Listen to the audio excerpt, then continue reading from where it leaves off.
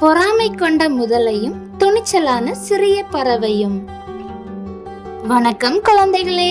இன்றைய கதையில் ஒரு பொறாமை கொண்ட முதலை மற்றும் ஒரு துணிச்சலான சிறிய பறவை இருக்கிறது.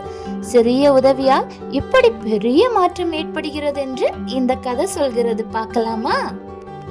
ஒரு பரந்த ஆற்றில் ஒரு பெரிய பச்சை நிற முதலை, அவன் பெயர் குரளி, வாழ்ந்து வந்தான். ஆனால் அவன் மிகவும் சுயநலவாதி. அவன் சொன்னான், இந்த ஆறு எனது, யாரும் வரக்கூடாது. இதனால் மற்ற விலங்குகள் பயந்து ஓடின. பறவைகளும் கூட வானத்தில் உயரமாக தான் பறந்தன. ஆனால் சிக்கி என்ற ஒரு சிறிய பறவை மட்டும் அஞ்சவில்லை. ஒரு நாள் அந்த குரலிக்கு பல்லில் பெரிய வலி. அவன் கதறினான், ஐயோ, என் பல் வலிக்குது, யாராவது உதவுங்கள். ஆனால் யாரும் வரவில்லை. ஏனெனில் அவன் எல்லோரிடமும் மோசமாக நடந்திருந்தான். அப்போது சிக்கி என்ற சிறிய பறவை வந்தாள்.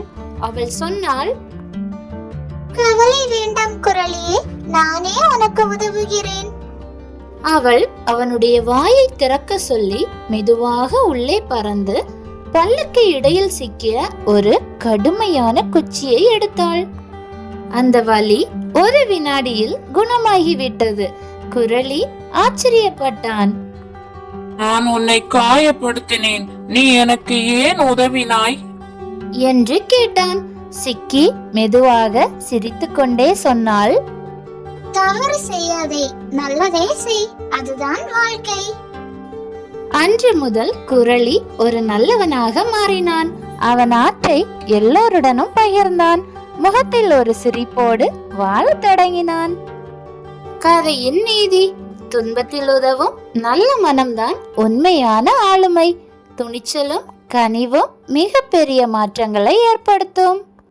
எனவே குழந்தைகளே, எப்போதும் சிக்கி போல நல்லவங்களா இருங்க. பகிர்ந்தால்தான் மகிழ்ச்சி பெருகும்.